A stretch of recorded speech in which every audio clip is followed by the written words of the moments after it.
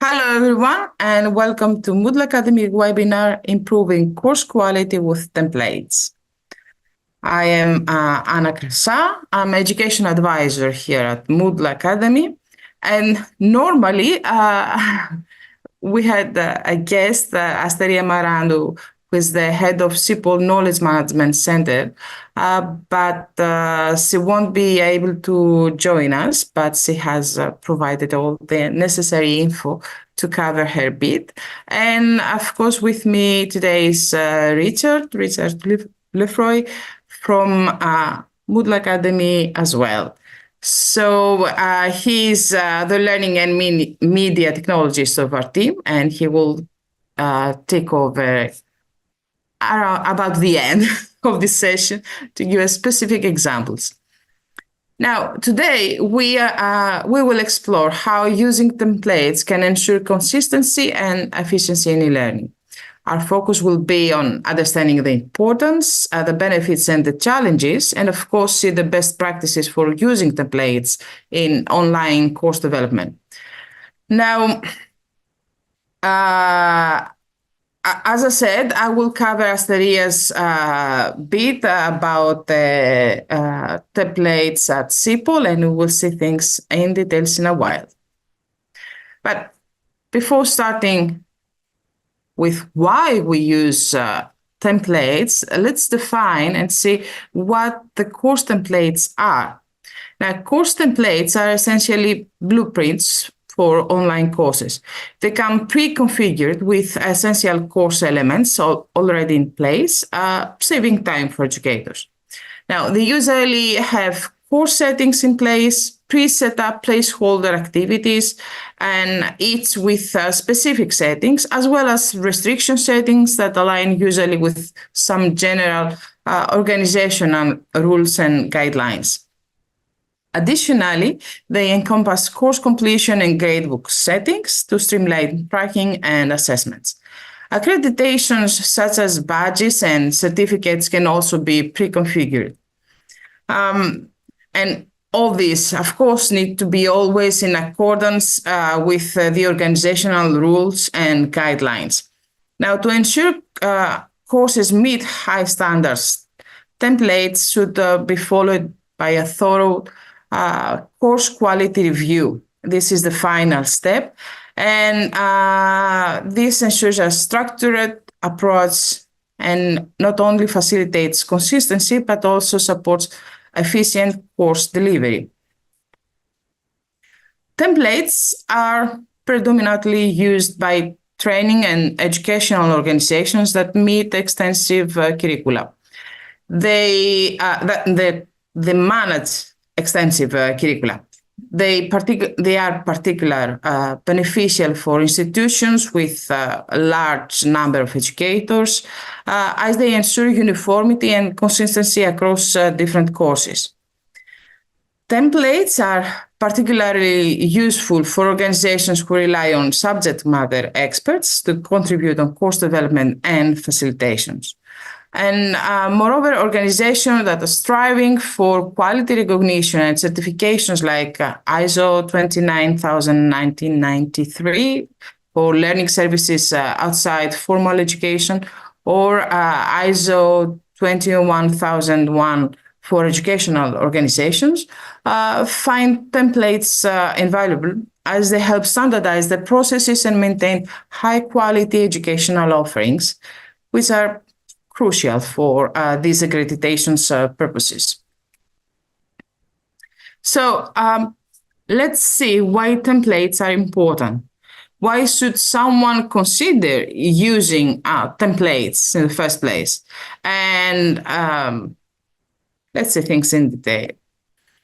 There are benefits for all users. For the learners, uniformity ensures that they have a consistent experience, making it easier to navigate and engage with different courses.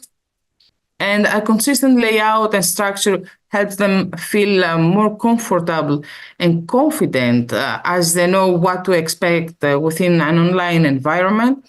And general, in other words, the LMS environment becomes quickly more familiar and less threatening. Now, for educators, the benefits are very clear here. Templates streamline the course creation process. They speed up the course development process, actually. And it's much easier and structured to begin with a course already half built from starting with an empty cell, an empty course. For educators, the LMS is just a tool. I mean, for educator, it shouldn't be their main concern. And using templates, educators can focus more on the subjects they examined instead of burning themselves in the effort to deep learn the LMS. And of course, it is particularly useful when it comes to unexperienced educators. Now, for the organizations, templates is synonym to quality, as they help them maintain their reputation and meet compliance requirements with the organization rules, such as when a course should be considered as completed, which activities are mandatory, for how long should a learner be allowed to take the course. All those things can be pre-set up and pre-configured in a template. Now, also organizations benefit from the increased efficiency as more courses can be developed and updated in less time, maximizing resources. And by supporting unexperienced trainers, organizations can broaden their pool of course developers who ensure a diverse range of courses and perspectives. Of course, there are not just benefits, there are also challenges and drawbacks as well. Because the extensive use of templates can lead to canned courses with limited creativity. So for learners, they might find courses repetitive and less engaging if they all follow the exact same structure without any variation. Courses that are not tailored to specific needs also might not address the unique learning requirements of different groups of learners. For educators, the drawback is that they might become complacent, using the templates as crutch rather than critically assessing what is best for the course or their learners. Creative educators also may feel constrained and limited by rigid templates, as it's limiting their ability to innovate and personalize the course content.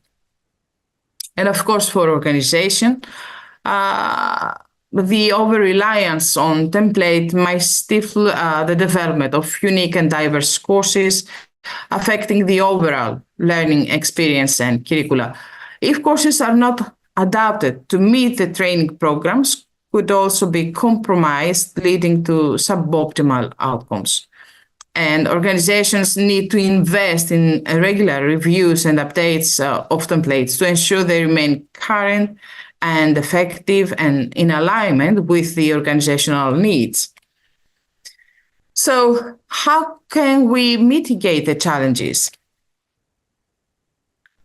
When you use templates within your organization, you need to bear in mind that educators need to be educated on how to use the template effectively and get used on the course development process suggested.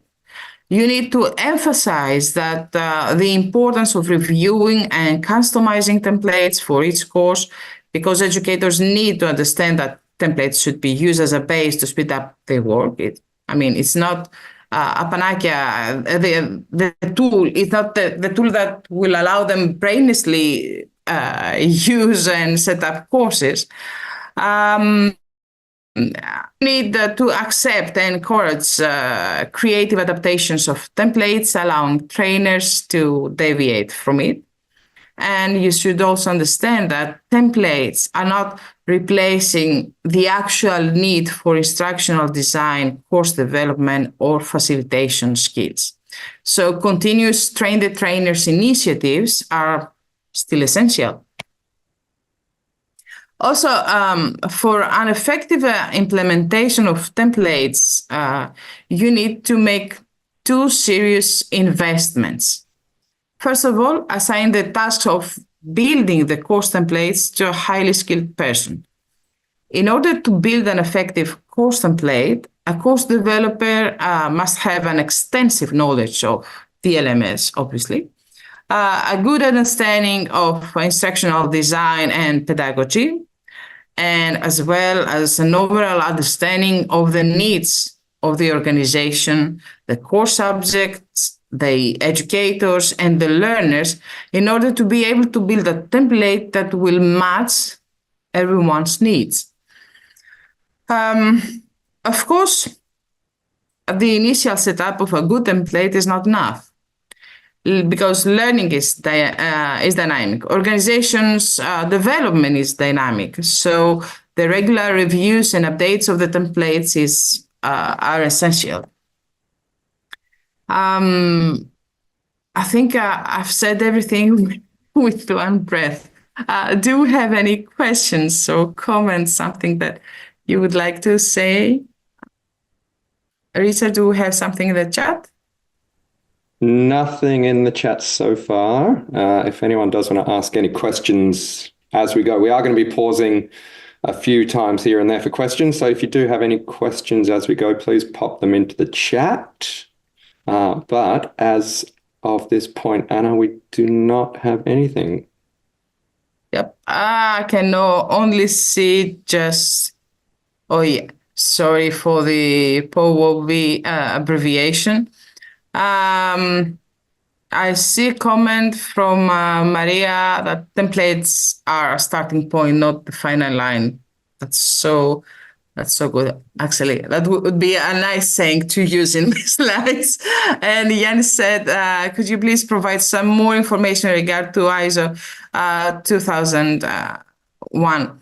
Jens, I don't have specific experience from the particular one, but the ISO process is a very rigid process of examining processes actually on how things are done in an organization.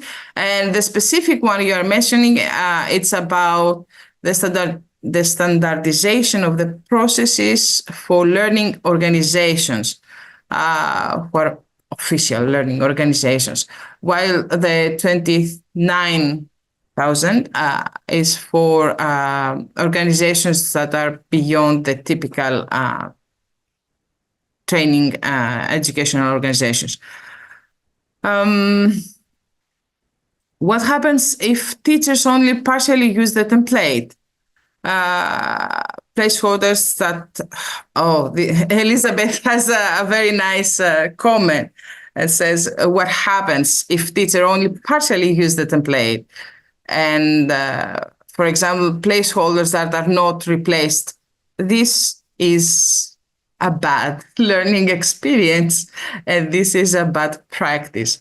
So yeah, we shouldn't allow such things happening, because a half updated template is like a half-baked cake. You cannot eat it. So John says, just to clarify, the template is technically an ordinary Moodle course which can be copied to make new additions, maybe kept in the form of a backup file. Yes, exactly. Exactly, John. That's the point. We usually set up a course, and then we copy the course within the platform, or we back up and restore to create the copies. Sorry, Anna, I'm just going to jump in quickly. There was one other question from Maria that we skipped past. How often should we update the templates? Well, there is no strict rule. From experience, I would say that every year. I mean, most of large organizations that I've worked with, do an annual review of their curriculum.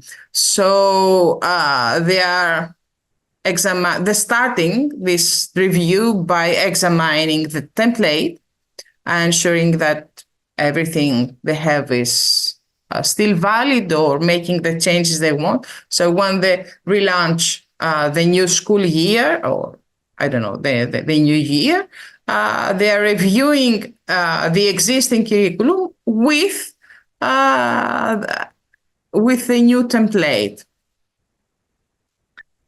And Sachin says that can templates increase the engagement of my user? Well, maybe, maybe, maybe because if you are working with, if you are offering courses that are not engaging enough, you might be able to use a template that has more engaging elements built with. So yeah, probably. So it has to do with the expert that you will hire or consult to set up the template. And this person needs to be skilled enough to review the existing courses, see what are the needs and how you want to increase engagement with the course, what are the elements that you need within your organization. And then he can use some tools that you are not using already, and that may lead to increase of the engagement.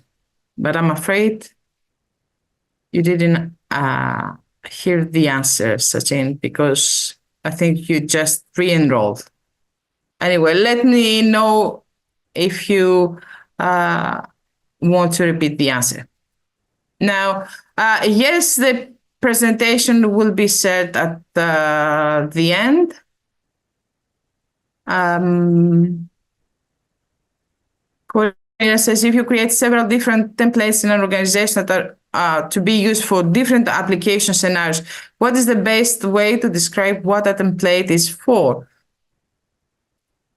Well, the name, I guess. The title of the template is number one, I think. So if you want to create one template for self-paced courses and one template for collaborative courses, you can just use this in the title. Also, you can create a hidden resource, a hidden page inside the course template, so the educators who will use it can review the what this is exactly. Okay, happy. Okay, happy to know that, Sachin. Okay. Okay, so I'm moving on. And you may keep posting your questions and comments in the chat. We will keep monitoring this. And now we are going to see how a course template is used at CPOL. If you remember, one of my first slides was about who use the templates. And we said that organizations have extensive curriculum, multiple educators and subject matter experts involved, and aiming to prove quality. And CPOL, which is the European Union Agency for Law Enforcement Training, is one of them. And they operate using LEAD, Law Enforcement Education LMS, which is basically a customized Moodle workplace environment. So let's walk through the characteristics of CPOL. Now, as I said, is a European Union training agency working with and trusted by a wide range of law enforcement organizations since 2000. And their target audience is not just police officers, but also all relevant service tasks.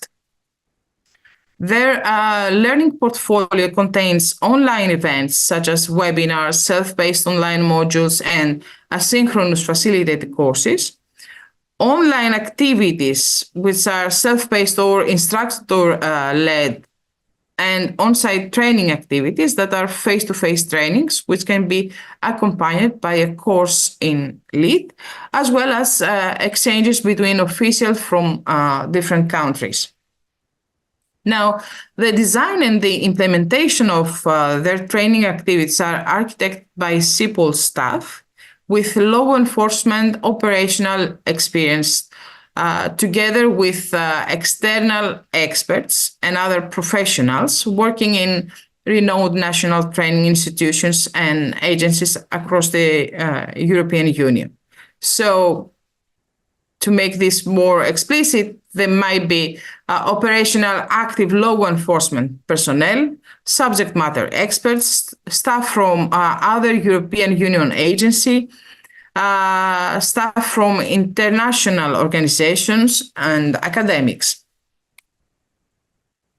Now, the agency aims at consistently delivering training and services that meet their stakeholders' expectation, while complying with the high quality requirements for learning services outside formal education, including all types of lifelong learning as defined by ISO 29993 of 2017 standard.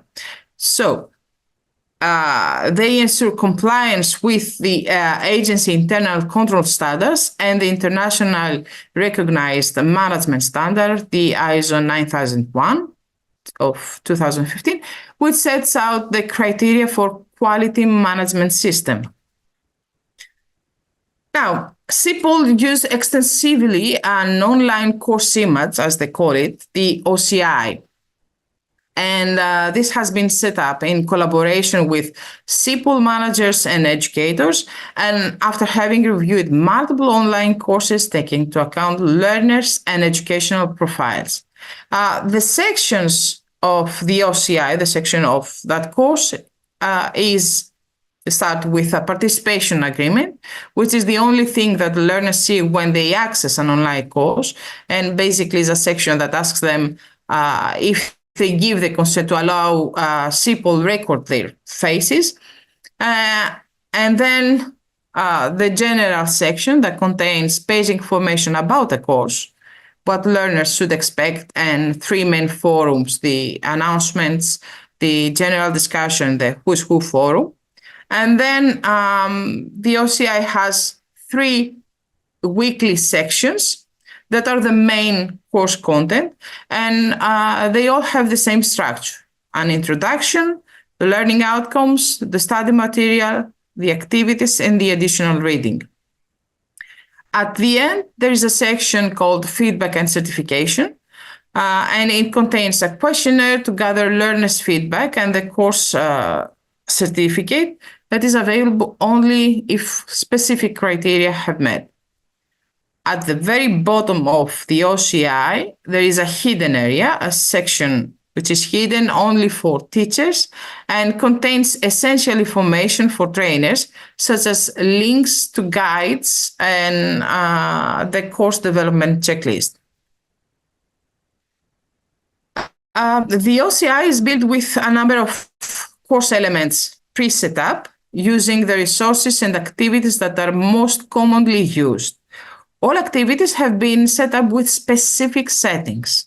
Now, if you have used, if you are already Moodle users, think about, we have set up the URLs to open up in a pop-up window of size 600 to 800 pixels.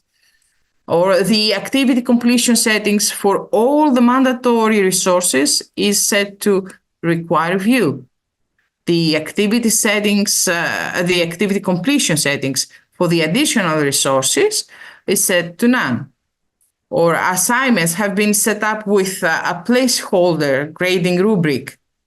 And while multiple forms have been preset up to serve different needs.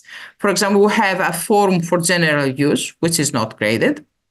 We have a graded forum with the requirements of 2 posts.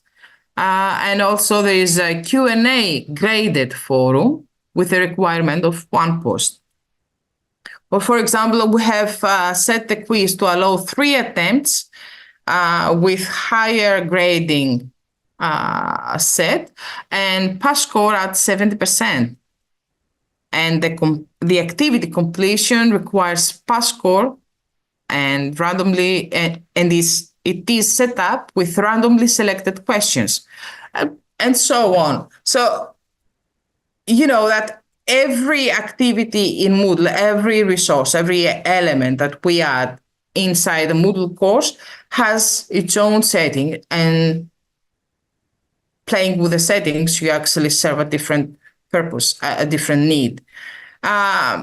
These settings are predefined inside the OCI. So when activity managers, when trainers want to build a course, they select the activity, the pre-built activity that serves their needs. What I mean is all these activities and resources built in the OCI have been carefully chosen, and the activity settings are carefully set as such because they are serving a very, very specific need every time. Now, beyond the resources and the activities, there are also preset the course functionalities. And by course functionalities, we mean all the invisible settings that give learners a smooth and meaningful learning experience within an online course. For example, dates, visibility, and custom fields and of the course, and other essential fields for online courses that are important for CPOL. So course settings is one thing that needs to be carefully set up. And then we have section restrictions, which are of high importance and serve organizational and pedagogical purposes. For example, the participation agreement, which is the first section in the OCI, is the only thing visible. So, excuse me. I'm so sorry, I touched something and I got confused. I was saying that the section restriction are of very high importance because they serve specific organizational and pedagogical purposes. So we have the participation agreement, which is the first section in the OCI and is the only thing that a learner sees. To make this section visible and make it the only thing visible, there are specific restrictions applied.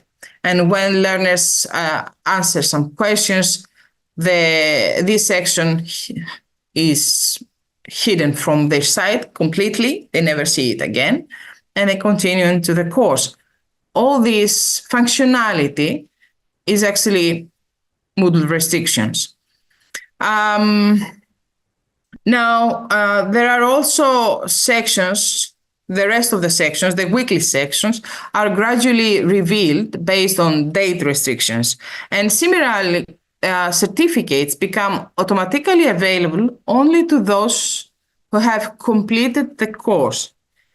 And according to CPOL's guideline, the organization's guidelines, a course is considered to be completed when all the weekly tasks are completed, the course feedback is completed, and the course grade is 70% or more. So these are the requirements for course completion. And this is an organizational decision.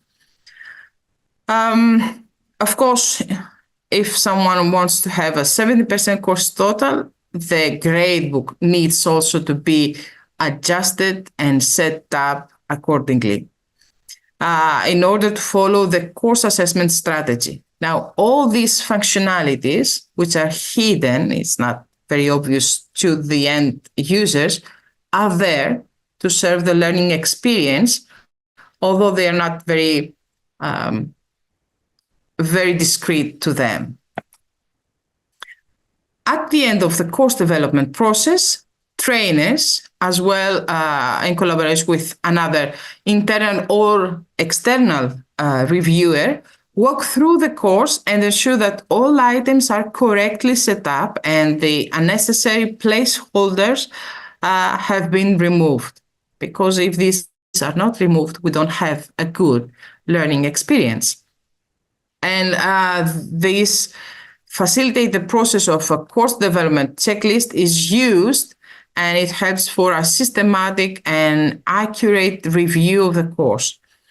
Although reviewers are not commenting on the content of the course, they're not judging the subject and the resources per se, they are ensuring that learners' experience will be smooth and as expected. So similarly, the course settings will be such that will allow organization to generate accurate reports at the end of semester, at the end of the course, at the end of the year, whenever they need them. Now, as mentioned before, a template course by itself is not enough. Trainers need to be educated on how to use the template effectively, especially if trainers are experts from the law enforcement field and not online learning experts. So the OCI has been used at CIPOL for several years, and along with a Moodle workshop, course is offered. So this workshop is for all trainers who are interested in creating an online course.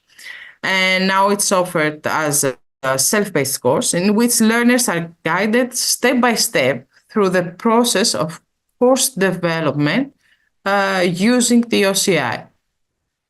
All learners are equipped with a sandbox course, which is basically a copy of the OCI, and following the steps from the workshop and the content provided, they are updating their own sandboxes to understand how things work. At the end of the course, they also need to review at the end of the workshop. They also need to review their own courses using the course development checklist. And to support the creative adaptation of the OCI template, CIPOL offers to the trainers additional support hours for one-to-one meetings with an educator advisor in online learning to discuss any deviations and particular needs of a specific course. The template doesn't mean that one size fits all. So all these are very interesting and very important, these support hours. And of course, beyond the support hours, CIPOL is investing actively on further developing their trainers' professional skills. So they are building, actually this is a work in progress, in collaboration with Moodle, the CIPOL Digital Competencies Training and Certification. This project is organized in 3 levels: beginners, intermediate, and advanced. And at the beginners level, we have the current Moodle workshop, which is a fast-track course on the use on the course development process using the OCI, as well as the Digital Teachings Basics program, which is based on the Moodle Academy Teaching Basics program. In the intermediate level is the instructional design and basic adult learning module, along with a digital teaching skills program, which is again based on Moodle Academy's program. This one, of course, the version for CIPL will be enhanced with law enforcement case study scenarios. And in the advanced level, CIPL is aiming at the MEC, which is the Moodle Educator Certificate, using the direct subscription model. And this CDCTC project is still, as I said, a work in progress. I cannot, due to unforeseen circumstances, we cannot confirm its release date, but the plan has been set up and the concept is to move forward like this. So do we have any questions so far for this CIPL bit? Yes, there's been a couple of questions. A couple of questions from Maria. The first one, how free are the experts, the trainers using the template, to change, for example, the gradebook setting? Do they have permissions to do that? Yes. I mean, the OCI has a predefined aggregation method and suggested things, but it's up to the educators, the trainers that will decide how many activities and what kind of activities and which of the activities will be assessed eventually and will affect the course total. Yes, they do have this freedom. And also, OCI suggests a 3 weeks long course, but this is not restrictive at all. They may have 1 week course, or they may have 4 weeks course. And Maria is also wondering if it is possible for us to share an extensive example of the course development checklist along with the PDF slides of this webinar. I guess that will depend on CIPL whether or not we are allowed to share that. I can definitely ask them. It's not something. Wow. I mean, it's just a simple path that takes the reviewer through all the steps. Very easy. Starting with the course settings, the first thing they need to review: course settings, dates, visibility, custom fields. Then they start with the course content per se. General section, everything in place, okay. Weekly sections, introduction, learning outcomes, resources, check any left placeholders, or check the activities are meaningfully set up, check. And then reviewing the final section, certificate and participants' feedback. Is everything in place? Is the correct certificate displayed? Check. Then you go for course completion settings to ensure that all the weekly tasks are included, because from the placeholders you may have delete or add extra activities. So you set up the course completion settings, activity completion that need, plus the course total. And the last thing checked is probably the gradebook that needs to be set up in accordance with the assessment strategy suggested from the trainer. So it's just a very clear flow: course settings, course content, gradebook, course completion settings. That's all. Cool. There are a few more questions. I'm just conscious of time, so Anna, I'm going to give you a challenge to answer these ones quickly. You reckon? You reckon you can do that? Yep. Sachin says, is CPOL actually a partnership with Moodle, and are they offering courses? Could you comment quickly on that? Well, in partnership, yes. I would say that, yes, we are in partnership, in collaboration, I would say. Not offering courses. Moodle Academy courses are free. No, they are free through Moodle Academy site. But if an organization wants to buy backups of our courses, can contact us and buy the backups. And basically, CPOL has done that.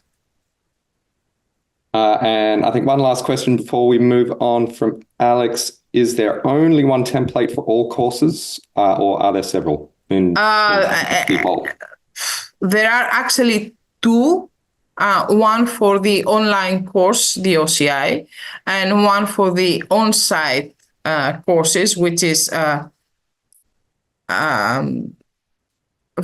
on-site activities are face-to-face activities, but they need some things to be recorded so they can be reported easily, like participations or certificates, stuff like that. So there is another template for the on-site activities, but this one is much more simplified. Yes, I did it quickly. Good job. Well done. Gold star for Anna. Over to you. Good. All right. Thank you. I will take over. Thank you very much, Anna, for all of that. As Anna has mentioned, my name is Richard Lefroy, and I'm the Learning and Media Technologist in the Moodle Academy team. And I'm going to run you through a few things we do within Moodle Academy when we create our courses. So when it comes to making use of templates, it's, obviously it's all about streamlining our processes to save us time and effort. And one of the most important things is to ensure consistency and quality. So if you've taken a few of our courses in the past, you'll likely have noticed that we have a lot of common elements. So these relate to the overall course structure and setup, the look and feel, and trickle all the way down to things like the placement of specific activities or elements and the settings they use. So I'm going to spend a little bit of time running you through our template course in Moodle Academy and pointing out some of the different features of it, which help us when we're creating our courses. Some of the things I'll highlight will be pretty straightforward and obvious, and others may be things you haven't considered. Before we jump into actually look at the template we use for our courses, we need to understand a little bit about the needs that Moodle Academy has, as these needs shape all of the decisions we make when it comes to designing and building our content and activities. So all of our courses are self-paced, obviously allowing learners to take them in their own time and at their own speed. So there are certain features and functionality that we use a lot and others that we don't make use of, like facilitated discussions and facilitated assessment activities, for example. The vast majority of our courses are short, often requiring between 1 to 2 hours for learners to complete. So this obviously dictates the amount of learning content that we produce for any given course. We always strive to make our courses as accessible as possible to as many people as possible. So whenever we're creating courses, we have this in mind. This comes down to things like the visual styles that we use, for example, font size and colors, and also ensuring that our content can be properly interpreted by screen reading software, just to name a couple of examples. Our Moodle Academy audience, just like the audience in this webinar here, is incredibly varied. Through our different learning pathways and programs, we cater for people who use Moodle in multiple ways, as admins, educators, developers, or as learners. And obviously these people, just like you, come from all over the world and speak many different languages. So courses that are clear and comprehensible are key. And while all of our courses are written and initially delivered in English, we ensure that everything can be translated into other languages. To do this, we use a custom plugin, which allows users to translate content within each course. And we do have quite an involved section of our community who help us do this. And of course, like any learning asset, our courses need to be reviewed, adapted, improved, altered, and kept current over time. So whatever we're building into our template and our courses needs to allow for this. Functionality of Moodle, as you all know, as a platform, is constantly evolving. So we need to make sure that whatever we're doing, we can keep up. All right, so this is a screenshot of our Moodle Academy course template. First things first, Moodle Academy site uses Moodle Workplace version 4.4. Which is the most recent version. So everything you will see is based on that version. As I mentioned before, if you've taken any of our courses previously, then this, might look a little bit familiar. It's pretty straightforward. It's a little bit underwhelming. It's quite possibly a little bit boring. And that's sort of the point. We've, already put in the work to get the building blocks and the basic mechanics of our course all set up here so we can focus on content when we create a course. So let's take a little bit of a closer look at what makes up this template. We'll jump into the background first, and I'll quickly highlight a few of the basic settings that we've changed. I'm not going to run through everything here, just those which are relevant. First of all, and this is a very basic one, course visibility is set to hidden. This ensures that our actual template course cannot be accessed by learners, by users. We don't want people coming in, enrolling in our template to try and complete that. We've also defined things like the course format and the appearance, which for the most part are consistent across all of our courses. So, when we create new courses based off this template, those courses will inherit the same settings.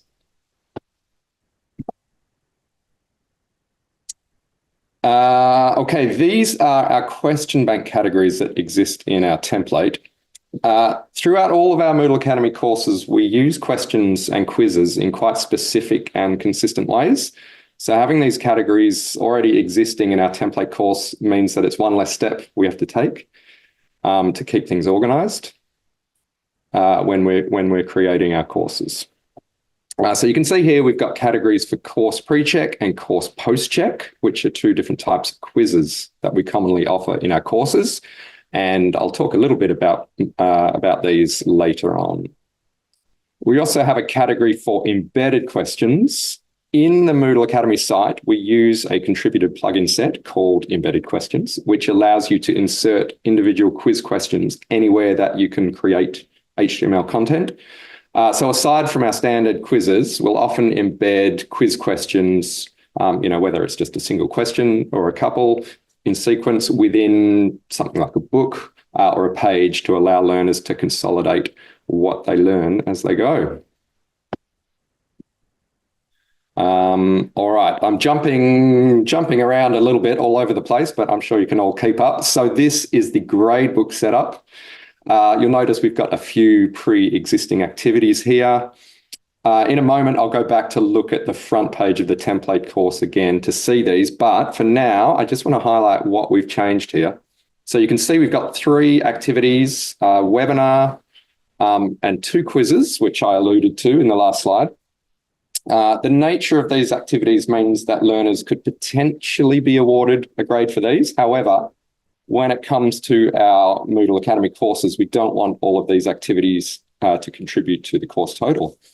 So if we take the course pre-check, what do you already know as an example? This is a type of quiz which we offer in the vast majority of our courses. We include this quiz right at the start of the course, and its purpose is for testing learners' prior knowledge before they sort of get stuck into the main content. They can take it as often as they like, and it doesn't affect their final grade. So as such, we've set the weighting here in the gradebook to 0. Once again, when we actually go and create a new course based off this template course, that quiz, along with the 0% weighting that we've defined here in the gradebook, will be copied as it is, and we don't have to worry about forgetting to go and set that 0% weighting in the new course. All right, so let's dig our way out of the settings. We'll jump back to look at the front page here. I can see we have some sections created already, as well as some blocks. Same deal as before, these are consistent throughout the vast majority of our courses. So we've got them here in our template so that we don't need to create them from scratch in our new courses. Easy. As we expand some of these sections and have a little bit of a closer look, straight away you can see, we do actually have quite a bit of content that already exists here in our template. So we've got some placeholder text here and there, a few forums, books, quizzes, pages, files, feedback links, and a few more things here and there. I'm going to start by looking at the About This coursebook. So this is a resource which we consistently have in every single one of our courses. It gives learners a snapshot of what the course is all about, including a quick overview, a list of prerequisites for the course, if applicable, information about the format, the structure, assessment and completion conditions, suggested learning time, learning outcomes, etc., etc.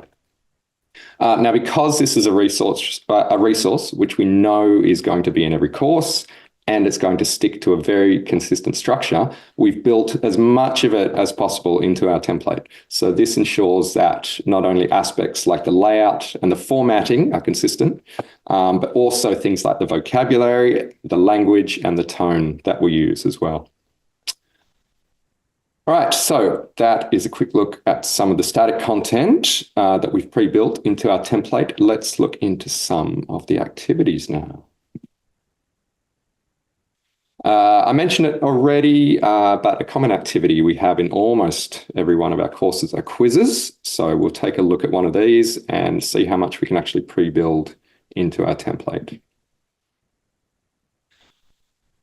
Before we get into the quiz settings, I just want to show you what we do with question handling in our template course. I've already shown you the question bank with the existing question categories. So this screenshot that we're looking at is our pre-check quiz, which consists of 5 questions that learners are going to complete right near the start of the course. Specifically, this is the part of the activity where we add questions to the quiz. As you can see here, we've got 5 random questions added to our quiz.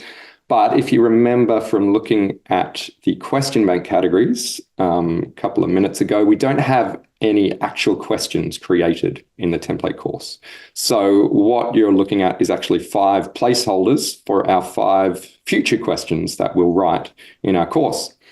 Effectively, we're adding our questions ahead of time before they exist. So it's just another step that we can take ahead of time. Another benefit of this method is that it kind of future-proofs us a little bit. As some of you may or may not know, once a quiz is up and running in Moodle, in an actual Moodle course, and learners have begun making attempts, Moodle functionality doesn't allow you to remove a question from a quiz. So there's ways around it. You can set the score of the question to 0, but you can't actually remove it. Now, by using this random question functionality, it gives us a little bit of a loophole, if you will. Because our questions haven't been directly added to the quiz, instead they're being pulled in dynamically from the category, we can actually delete or remove a question from the question bank if, for whatever reason, we need to in the future. Okay, so onto the settings. Obviously, we can fill out things like titles and descriptions, but it's when it comes to some of the other settings that the template becomes much more useful. So we define our grade settings, layout, question behavior, review options, feedback, some of our access restrictions, and our completion conditions. I'm going to skip past some of those basic settings and talk about completion conditions and access restrictions. So by defining our completion conditions, we can utilize these later on in a few different places. This particular quiz doesn't count towards the learner's final grade.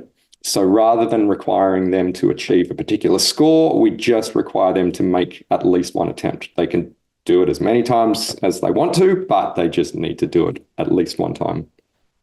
Once they've done this, the quiz is automatically registered as being complete. And then we can use that data to enable access to other content further down the line, such as here in the other quiz we have in our courses. We'll have a look at the access restrictions we can set up here. So this is a different quiz, which can't be attempted by learners until they've worked through the whole course. So we've already got some access restrictions in place here in our template. Now, we can only do this because we have other resources and activities pre-built as well with their completion conditions defined. So you can see here, access to this final quiz is restricted until learners have completed the About This course book and the course pre-check quiz. And then when we clone the template course to create one of our courses, we then just add in any other activities or resources that we create which are required. One more example of access restrictions that we can set up in our template course. All of our courses offer badges for successfully completing them. Now, while what we're looking at here isn't the actual badge set up in the course, we also show the badge image along with a message essentially congratulating you for successfully completing the course. The message uses the text and media what's it called? Used to be called label text and media area. As you can see, we've set the access restrictions to only show it once the learner has successfully completed the final quiz. So again, completion conditions and access restrictions, they're not anything out of the ordinary in a Moodle course, but the fact that we can create our activities and then define these things right in the template course means that it's done. We know that it works and it's going to be carried over to our courses when we create them, saving us time, saving us effort, and ensuring that things remain consistent and are actually behaving like we want and expect them to. That is it for looking into the specifics of our template course. I just wanted to highlight a couple of features. Very quickly, very quickly, I'll run through the process that we go through. I know there's a question about this, I think from John earlier. So this is the process that we go through for duplicating our template course to actually create a new course that we'll build. So from within the course, we can use the course reuse and then course copy options, or from within manage courses and categories in our site admin section, we can use that duplicate icon there. Both of those options are going to give us a screen to fill in the relevant info for our new course, and then away we go, creating the course. All right, one last thing before I finish up and hand back over to Anna quickly to wrap things up. With all of the benefits that templates can offer, there are obviously a few things we need to keep in mind and look out for when we're using our templates for our course development. Just to mention a few, if we change our approach or processes and decide to make changes to the template, which we will. As I think Anna mentioned, we review our templates regularly. In many cases, it's not going to retroactively make changes in our existing courses. So we need to then make decisions on whether or not any changes that we make to the template should also be applied to our existing courses. So these decisions often need to happen on a course-by-course basis, and then we'll either systematically go and make the changes in those existing courses, or we can choose to leave them as they are if the changes aren't necessarily relevant to that individual course. As Anna has mentioned earlier, templates are great for helping with consistency, but they can potentially lead to canned courses with limited creativity, lazy instructional design, less personalization, and maybe savvy and creative educators and course builders may feel a little restricted. So, of course, as with anything, there is a little bit of a balancing act.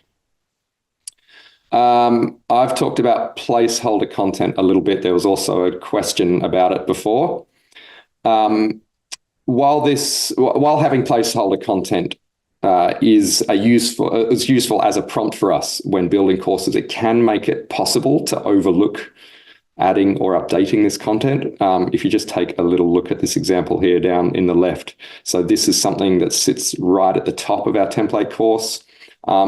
If we're maybe not on top of our game on this particular day and we're just skimming through our course quickly, it might just be possible that we, read right past this paragraph without realizing that there's actually content in here which needs to be filled in. So, Anna, I think this was, once you say it was a half-baked cake that's not so good to eat.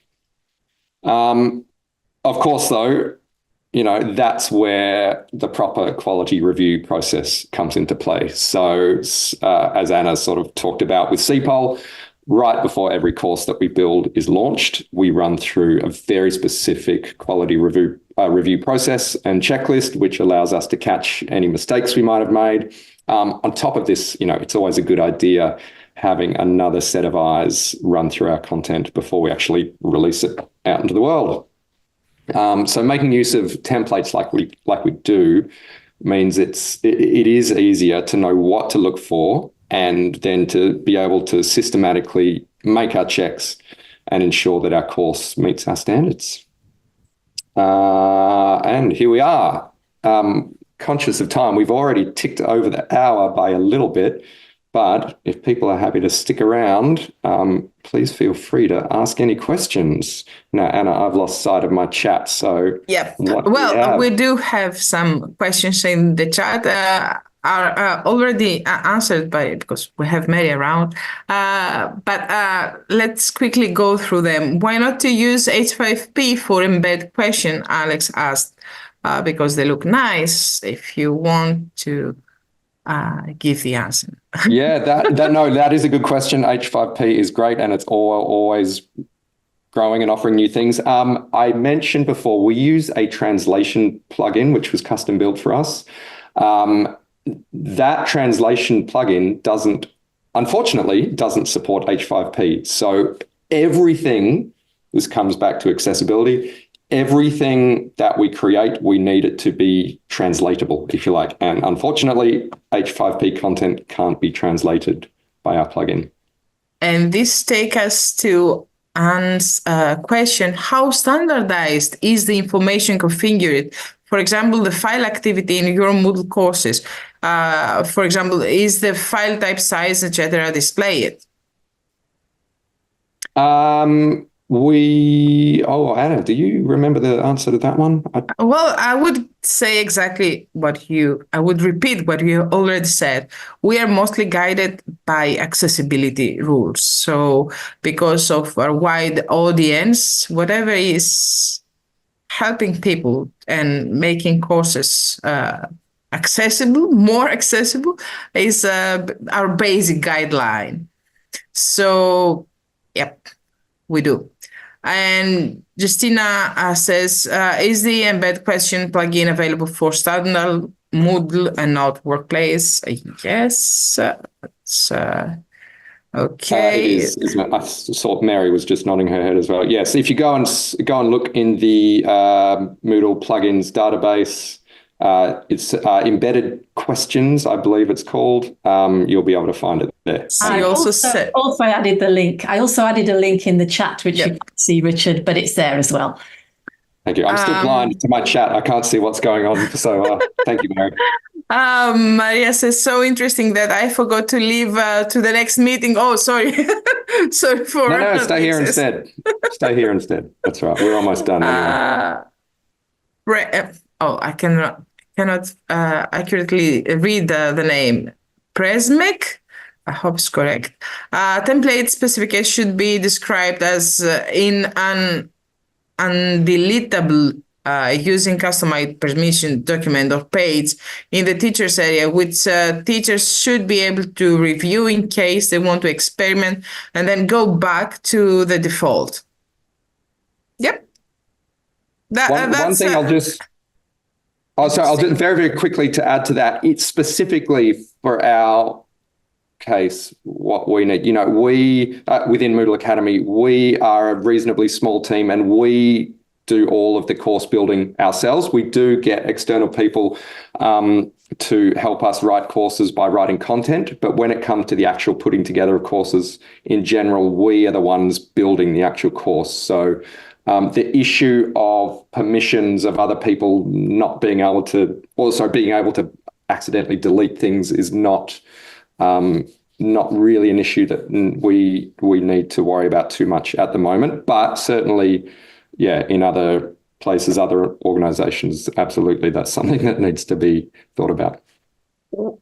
And if we place the same question at CPOL, you will never give the template course to work on. You will give them a copy of the template course. So if they in their copy, if they delete something accidentally or they make a mistake or whatever, we can just easily, import, and that's all. Okay, just to summarize, the use of course templates offers numerous benefits. Firstly, they ensure consistent layout across all courses, which is essential for creating a cohesive and professional learning environment. And this consistency contributes to a smooth user experience, making it easier for learners to navigate and engage with the content. And moreover, templates streamline the course development process by providing a structured framework that educators can follow. This not only simplifies the creation of the new courses, but also significantly speeds up the development time, allowing educators to focus more on delivering high-quality content. Finally, by using predefined templates, you can assure the quality of your courses. Templates are designed to incorporate best practices and standards, ensuring that every course meets the necessary criteria for educational excellence. So this quality assurance is crucial for maintaining your institution's reputation and achieving recognition and accreditation. Of course, to get out the most of using course templates, use them wisely. Get an expert to set up the templates. A highly skilled professional with the right expertise ensures that the templates are designed effectively and incorporate all necessary features and standards to meet organizations, educators, and learners' needs. Remember to treat templates as tools. They are meant to support and streamline the course creation process, but they should be adapted and customized as needed to fit specific course requirements. Include a quality review in the template process. That is essential and should be considered as part of the course development process. And keep on continuous improvement. This is a key. Regular review of the templates ensure that it is aligned with the organization needs, and also gather feedback from educators and learners to identify areas for enhancement and make necessary adjustment to the templates. Finally, don't neglect to invest in educators' continuous professional development. Educators need to stay updated with the latest teaching methods and technologies, ensure they can effectively use the templates and deliver high-quality courses. And that's all from us. So if you have enjoyed this session, we would love to consider getting involved further and help us grow by contributing to the development of Moodle Academy. You can do this by visiting our Get Involved course, which you will find in the front page of the Moodle Academy site. You can suggest ideas for new webinars and courses, and you can vote on ideas that have been suggested by others already. We're always on the lookout for community members to help us present webinars and co-create short online courses. And we would love your help making Moodle Academy more inclusive. So if you are able, please jump into our Translate Moodle Academy course and get started with helping us translate our courses and webinars into other languages. Of course, please help spread the word about Moodle Academy by telling your colleagues about the courses we are offering and the events we run. When you complete a course, you will earn a badge. And educators might like to think about getting involved with a Moodle Educator Certificate. You can take the Are You Ready for the MEC quiz, and one of our certified service providers will support you through the certification process. So thank you for joining us today. I hope you find this useful, and I hope to see you on the Moodle Academy course forums and in our upcoming webinars. If you have any further questions, you can write them and see you next time.